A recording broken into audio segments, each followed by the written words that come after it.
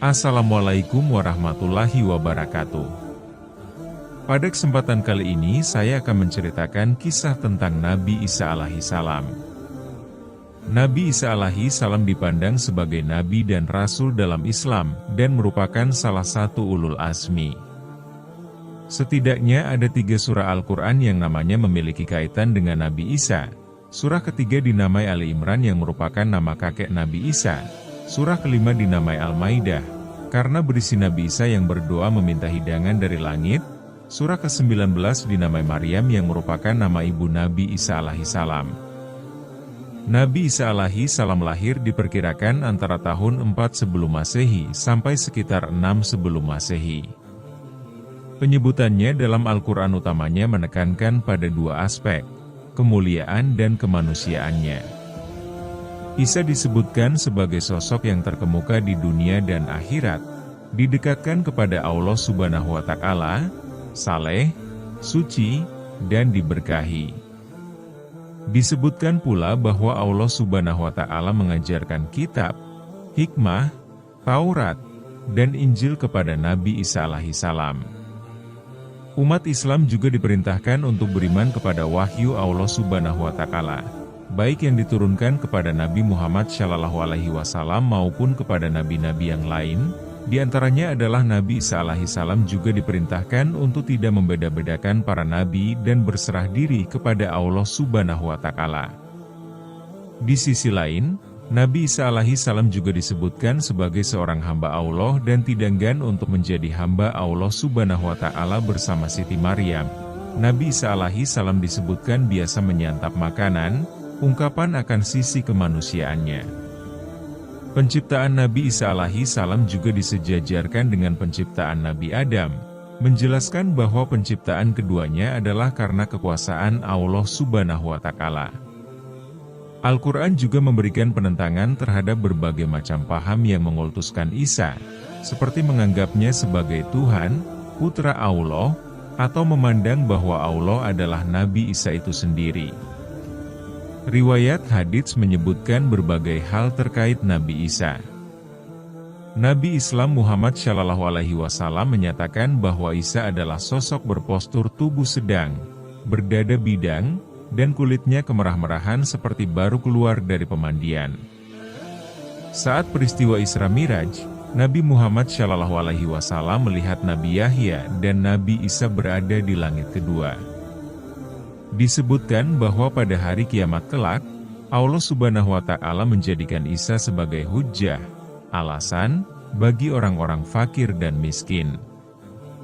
Maknanya adalah orang-orang di hari kiamat kelak tidak bisa beralasan bahwa mereka tidak bisa beribadah karena repot dengan kekurangan dan kefakiran. Lantaran Nabi Isa yang sebegitu miskinnya saja tetap taat beribadah kepada Allah Subhanahu wa Ta'ala. Alkitab menyebutkan 2 silsilah Isa, versi Injil Matius dan versi Injil Lukas.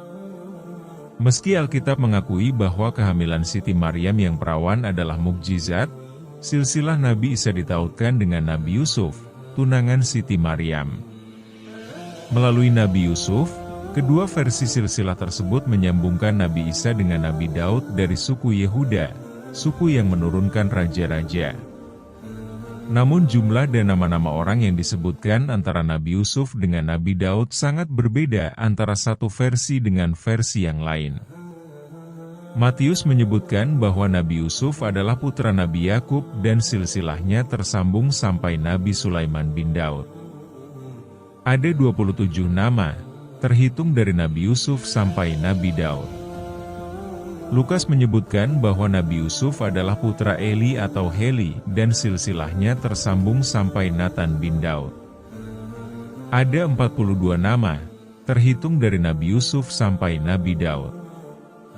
Terkait perbedaan ini, ada yang menyebutkan bahwa silsilah Isa dalam Injil Lukas merupakan silsilah dari pihak ibu, sehingga sosok yang bernama Eli sebenarnya adalah ayah kandung Siti Maryam. Ada juga pendapat minoritas bahwa silsilah Nabi Isa dalam Injil Matius yang merupakan silsilah Siti Maryam sehingga menurut pendapat ini, ayah Siti Maryam adalah Nabi Yakub. Terkait pendapat ini, Disebutkan bahwa nama Siti Maryam tidak disebutkan secara tersurat lantaran dalam tradisi Ibrani kuno, nama perempuan tidak diperkenankan dimasukkan dalam rantai silsilah, sehingga nama suaminya yang disebutkan sebagai gantinya. Pendapat lain, bersumber dari Injil Yakobus menyebutkan bahwa nama ayah Maryam adalah Yoahim. Ada juga pendapat lain terkait perbedaan ini. Al-Quran dan hadis tidak memberikan keterangan mengenai silsilah Nabi Isa yang berujung pada Nabi Daud. Sebagian ulama muslim terdahulu, seperti Muhammad bin Ishaq dan Abul Qasim bin Asakir juga menyebutkan silsilah Nabi Isa. Kedua silsilah tersebut dimulai dari Isa bin Maryam binti Imran dan berujung pada Sulaiman bin Daud, tapi ada perbedaan nama dan jumlah orang di antara kedua versi ini. Al-Quran menyebutkan Maryam sebagai saudari Harun. Lantaran kata saudari bisa digunakan untuk merujuk pada hubungan kekerabatan dan keturunan yang lebih jauh dan luas, beberapa cendekiawan muslim seperti Yusuf Ali dan Muhammad Asad berpendapat bahwa Maryam berasal dari suku Lewi. Bila mengacu pada pendapat ini, berarti Isa juga seorang Lewi secara biologis. Al-Quran menjelaskan bahwa Siti Maryam mengandung Nabi Isa alaihissalam secara mukjizat, yakni dalam keadaan perawan dan tanpa campur tangan laki-laki.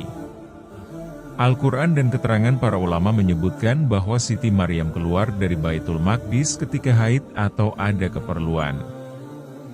Saat Siti Maryam mengasingkan diri dari keluarganya ke sebelah timur, seorang laki-laki mendatanginya. Siti Maryam yang sangat menjaga diri dari lelaki asing kemudian mengatakan, "Sungguh, aku berlindung kepada Tuhan yang Maha Pengasih terhadapmu, jika engkau orang yang bertakwa." Laki-laki yang ternyata adalah jelmaan malaikat Jibril tersebut mengabarkan bahwa Siti Maryam akan memiliki seorang putra. Siti Maryam pun terheran-heran lantaran dia belum bersuami, juga menyatakan bahwa dirinya bukan pezina. Malaikat Jibril menyebutkan bahwa hal itu mudah bagi Allah Subhanahu wa Ta'ala dan sudah menjadi ketetapannya. Al-Quran menjelaskan bahwa saat merasa sakit karena melahirkan, Siti Maryam bersandar pada pohon kurma dan berucap, "Wahai, betapa baiknya aku mati sebelum ini, dan aku menjadi seorang yang tidak diperhatikan dan dilupakan." Kemudian ada yang menyeru Siti Maryam dari tempat yang rendah, mengatakan agar dia tidak bersedih dan Allah Subhanahu wa Ta'ala telah menjadikan anak sungai mengalir di bawahnya. Siti Maryam juga diminta menggoyang-goyangkan pangkal pohon kurma supaya buah kurma akan jatuh pada Siti Maryam. Siti Maryam juga diperintahkan untuk tidak berbicara pada siapapun pada hari ini. Terkait sosok yang menyeru Siti Maryam, sebagian penafsir menyebutkan bahwa dia adalah malaikat Jibril, sedangkan tafsiran lain menyebutkan bahwa dia adalah Nabi Isa alaihissalam. Dalam riwayat hadis disebutkan bahwa setiap bayi yang dilahirkan pasti akan menangis karena disentuh oleh setan, kecuali Siti Maryam dan putranya, yaitu Nabi Isa alaihissalam. Diterangkan dalam Al-Quran bahwa saat Siti Maryam kembali dengan menggendong Nabi Isa yang masih bayi, kaumnya mencelanya, menyatakan bahwa dia telah melakukan sesuatu yang sangat mungkar. Mereka juga menyatakan, "Hai saudari Harun, ayahmu bukanlah seorang yang buruk perangai dan ibumu bukan seorang pezina." Namun Siti Maryam tidak menjawab cercaan mereka dan memberi isyarat pada bayinya. Kaumnya terheran-heran karena diminta bicara dengan seorang bayi. Namun Isa yang masih bayi berbicara pada mereka, menjelaskan bahwa dirinya adalah hamba Allah Subhanahu wa Ta'ala yang diangkat sebagai nabi, dianugerahi kitab, dan diberkahi oleh Allah Subhanahu wa Ta'ala. Alkitab tidak menyebutkan mukjizat Nabi Isa alaihissalam yang bisa berbicara saat masih bayi. Berbagai riwayat ulama menerangkan kehidupan Nabi Isa alaihissalam yang sangat sederhana. Disebutkan bahwa Nabi Isa merupakan pemimpin orang-orang zuhud di hari kiamat. Riwayat lain menjelaskan bahwa Nabi Isa alaihissalam mengenakan pakaian bulu, memakan dedaunan, tidak memiliki rumah, keluarga, harta benda, dan tidak menyimpan sesuatu untuk hari besok. Ada juga yang menyatakan bahwa Isa makan dari hasil ibunya sebagai tukang tenun. Kisah lain menerangkan bahwa saat Nabi Isa alaihi salam merasakan kenikmatan saat tidur dengan berbantalkan batu, iblis menghampirinya dan berkata, "Wahai Isa, bukankah engkau pernah bilang bahwa engkau tidak menginginkan kenikmatan dunia? Bukankah batu itu bagian dari kenikmatan dunia?" Nabi Isa kemudian bangun dan melemparkan batu itu pada iblis. Diterangkan bahwa suatu hari, Nabi Isa membawa emas dan pasir di masing-masing tangannya. Dia bertanya pada orang-orang mengenai benda yang lebih menyenangkan hati, dan mereka menjawab emas. Isa kemudian membalas, "Bagiku, keduanya adalah sama." Nabi Isa dan Nabi Yahya hidup pada satu zaman. Alkitab menyebutkan bahwa saat Elisheba mengandung Nabi Yahya dan kehamilannya memasuki usia 6 bulan, Siti Maryam mulai mengandung Nabi Isa alaihi salam. Dalam Al-Quran, Nabi Yahya disebutkan membenarkan kalimat atau firman dari Allah Subhanahu wa Ta'ala. Ayat selanjutnya menyebutkan bahwa yang dimaksud kalimat dari Allah Subhanahu wa Ta'ala adalah sosok Isa bin Maryam. Dalam Kristen, sosok Nabi Yahya utamanya memiliki peran khusus sebagai pendahulu kedatangan Isa yang dipandang sebagai Mesias yang sudah dinubuatkan. Alkitab menyebutkan bahwa Nabi Yahya membaptis Nabi Isa di Sungai Yordan. Nabi Isa alaihi salam diutus untuk berdakwah pada Bani Israel.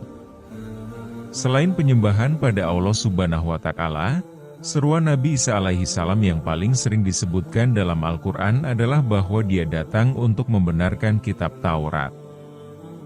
Al-Quran juga menjelaskan bahwa Nabi Isa alaihi salam menghalalkan bagi kamu sebagian dari yang telah diharamkan untukmu. Terkait ayat ini, sebagian ulama menafsirkan bahwa ajaran Nabi Isa alaihi salam tidak memperbarui Taurat sama sekali, tetapi hanya menjelaskan perkara yang disalahpahami dan diperselisihkan Bani Israel. Ulama lain berpendapat bahwa memang ajaran Nabi Isa alaihi salam mengubah dan memperbarui sebagian syariat Taurat. Meski demikian, Taurat tetap menjadi dasar utama dari ajaran Isa dan Injil berperan sebagai pelengkap dan penyempurna. Alkitab menjelaskan bahwa Nabi Isa tidak datang untuk menghapus syariat Taurat, tapi menggenapinya. Dalam menjelaskan seruan Nabi Isa alaihi salam, Al-Quran biasanya juga menyebutkan mukjizat-mukjizat Nabi Isa. Ada 6 mukjizat Nabi Isa yang disebutkan dalam Al-Quran dan sebagian besarnya disebutkan sekilas tanpa penjelasan terperinci. Berbagai literatur Muslim menuliskan dan merincikan mukjizat-mukjizat Nabi Isa dengan mengambil sumber di luar Al-Quran, seperti Alkitab, sumber non-kanon, dan cerita rakyat. Para ulama menyatakan bahwa Allah Subhanahu wa Ta'ala telah membekali Nabi dengan mukjizat yang sesuai dengan keadaan zamannya. Pada masa Isa, sedang terkenal ilmu kesehatan dan biologi. Maka Nabi Isa dibekali mukjizat yang berkaitan dengan penyembuhan dan mengungguli ilmu kesehatan manusia pada masa itu, seperti menyembuhkan kebutaan dan membangkitkan orang mati. Al-Quran menyebutkan bahwa Nabi Isa dapat berbicara saat masih bayi. Dia berbicara saat Siti Maryam dituduh berzina, menjelaskan bahwa dirinya adalah hamba Allah yang diangkat sebagai Nabi, dianugerahi kitab, dan diberkahi oleh Allah Subhanahu wa Ta'ala. Al-Quran juga menyebutkan bahwa Nabi Isa membuat burung dari tanah liat, kemudian meniupnya, sehingga menjadi burung yang hidup.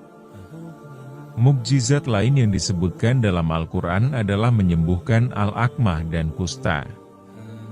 Terkait makna Al-Akmah, sebagian ulama menafsirkan bahwa maknanya adalah orang yang dapat melihat di siang hari, tapi tidak bisa saat malam hari.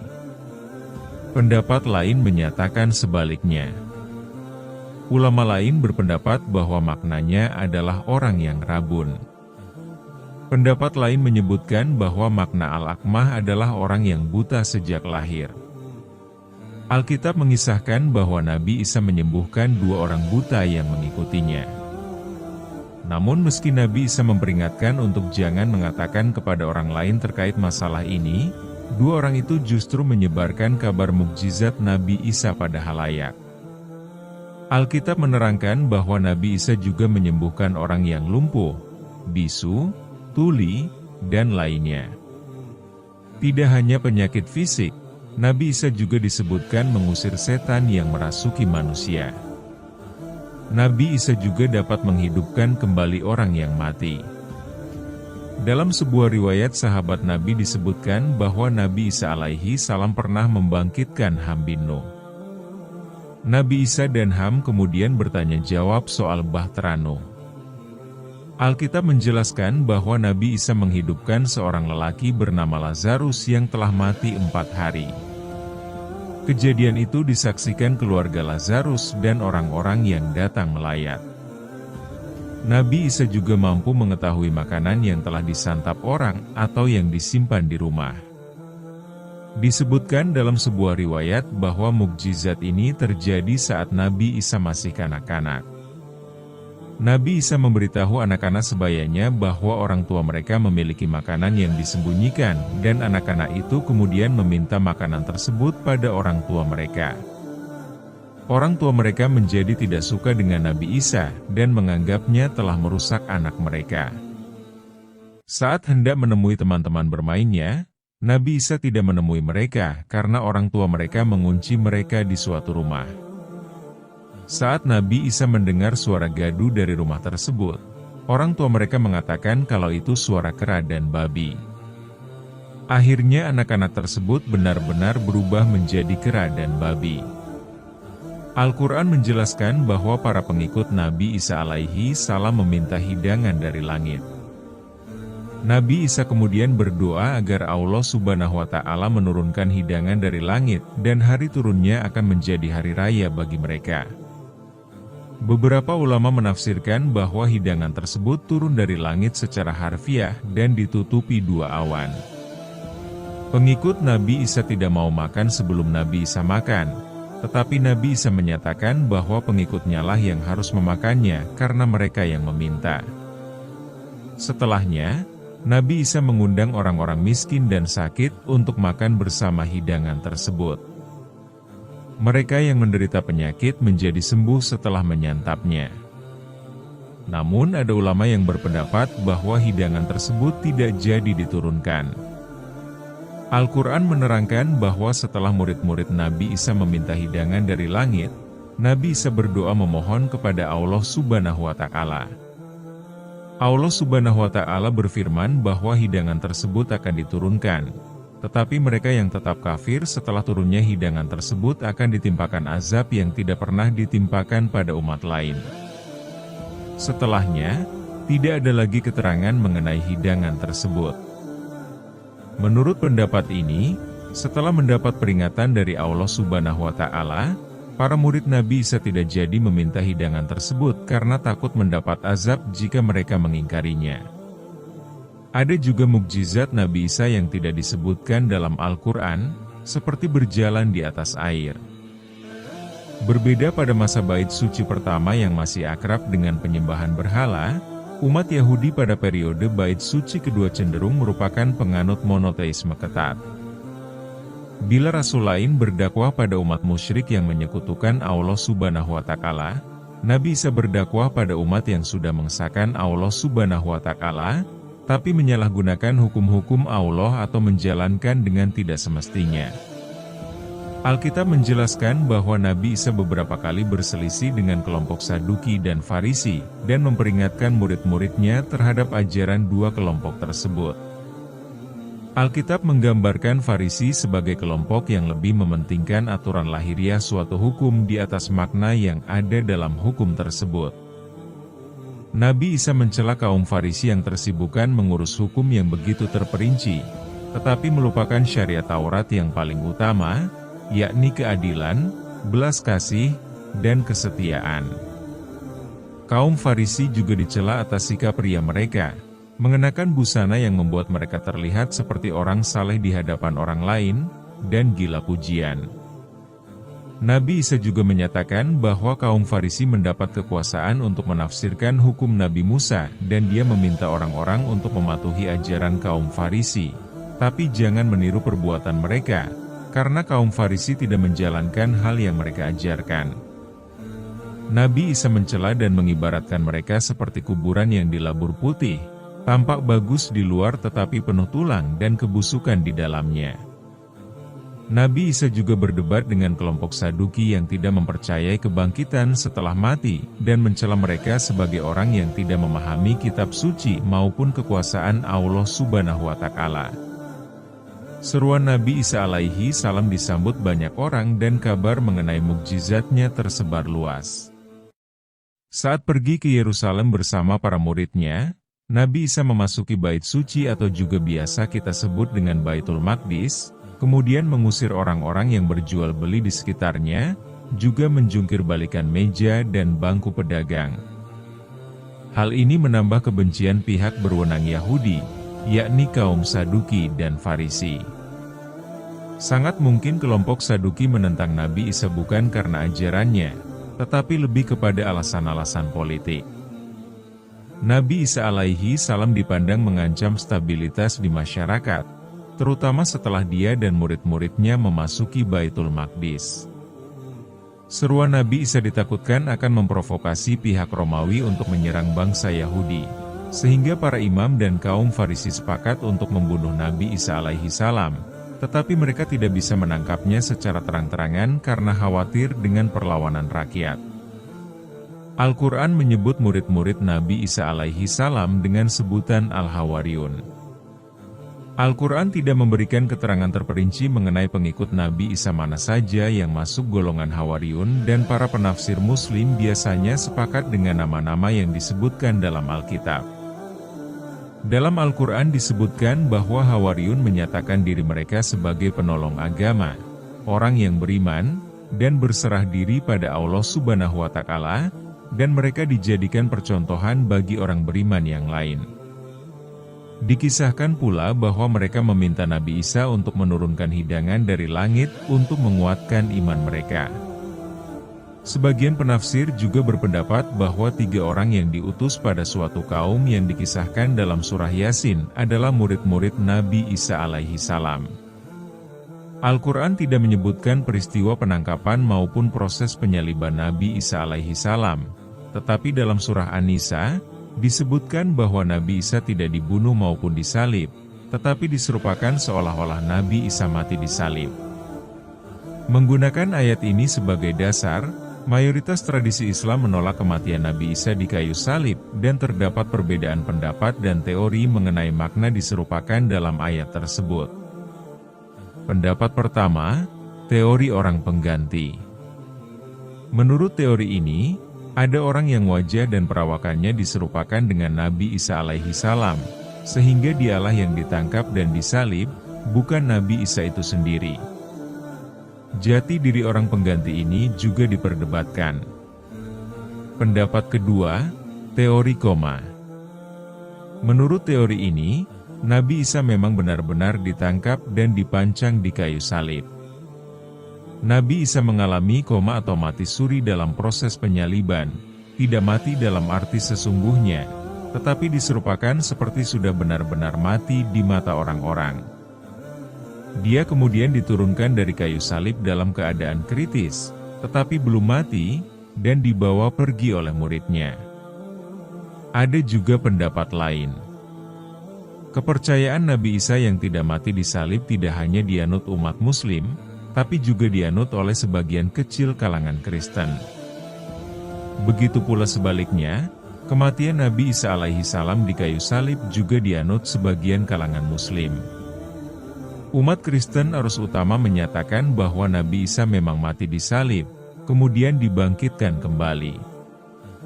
Keyakinan bahwa orang yang disalib adalah orang yang mirip dengan Nabi Isa dianut oleh penganut Gnostisisme, Mandaisme, Muslim, dan Kristen Jepang. Departemen Agama Republik Indonesia mengacu pada teori ini dalam menerjemahkan surah An-Nisa. Sebagian menyebutkan bahwa jati diri dari orang pengganti tersebut adalah salah seorang musuh Nabi Isa alaihi salam. Pendapat lain menyebutkan bahwa dia adalah pengikut Nabi Isa alaihi salam yang sengaja mengajukan diri untuk menjadi pengganti Nabi Isa. Sebagian sumber apokrif Gnostik menyebutkan bahwa orang pengganti Nabi Isa alaihi salam adalah Simon dari Kirene. Beberapa ulama seperti Al-Baidhawi, Ibnu Jarir At-Tabari dan Ibnu Katsir menyatakan bahwa ada murid setia Nabi Isa alaihi salam yang menawarkan diri menjadi pengganti Nabi Isa, tanpa menyebutkan jati diri murid tersebut secara terperinci. Dalam versi Injil Barnabas disebutkan bahwa orang pengganti tersebut adalah Yudas Iskariot. Disebutkan bahwa Isa dibawa pergi para malaikat melalui jendela. Saat Yudas masuk ruangan untuk mencari Nabi Isa alaihi salam, penampilannya diserupakan dengan Nabi Isa alaihi salam, sehingga pasukan yang masuk ruangan belakangan kemudian menangkapnya. Al-Quran menyatakan bahwa Nabi Isa alaihi salam diangkat ke hadirat Allah Subhanahu wa Ta'ala, dan ini menjadi pijakan dalam keyakinan tradisi Muslim pada umumnya bahwa Nabi Isa diangkat ke langit secara jasmaniah. Ada juga pendapat minoritas, mengacu pada penjelasan Mu'tazilah dan Syiah, yang menyatakan bahwa Nabi Isa alaihi salam hanya diangkat rohnya, tidak bersama tubuhnya. Al-Quran tidak menjelaskan secara rinci mengenai waktu kejadian tersebut.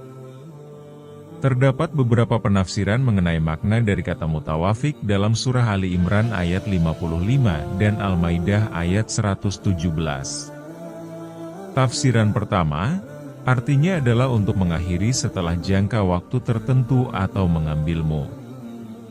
Dari penafsiran ini, kebanyakan umat muslim percaya bahwa Nabi Isa alaihi salam mengalami kenaikan secara jasmani tanpa didahului atau disertai kematian. Tradisi Islam meyakini bahwa Nabi Isa alaihi salam akan turun kembali. Al-Quran tidak menjelaskan mengenai peristiwa ini secara tersurat, tetapi sebagian penafsir menyatakan bahwa surah Az-Zukhruf ayat 61 merupakan isyarat yang membenarkan keterangan bahwa Nabi Isa alaihi salam akan turun menjelang hari kiamat. Beberapa riwayat hadis menjelaskan hal ini secara jelas. Disebutkan bahwa kiamat tidak akan terjadi sebelum munculnya 10 tanda, di antaranya adalah turunnya Nabi Isa alaihi salam. Nabi Isa datang saat terjadi peperangan antara umat beriman dengan Dajjal dan pengikutnya. Dia turun di Menara Putih di sebelah timur Damaskus, kemudian menemui umat muslim yang saat itu hendak melaksanakan sholat. Pemimpin mereka Al-Mahdi meminta Nabi Isa alaihi salam untuk memimpin sholat, tapi Nabi Isa menolaknya, mengatakan bahwa pemimpin kalian berasal dari kalangan kalian sendiri. Setelahnya, Nabi Isa akan membunuh Dajjal, menjadi hakim yang adil, menghancurkan salib, membunuh babi, dan menghapus jizyah.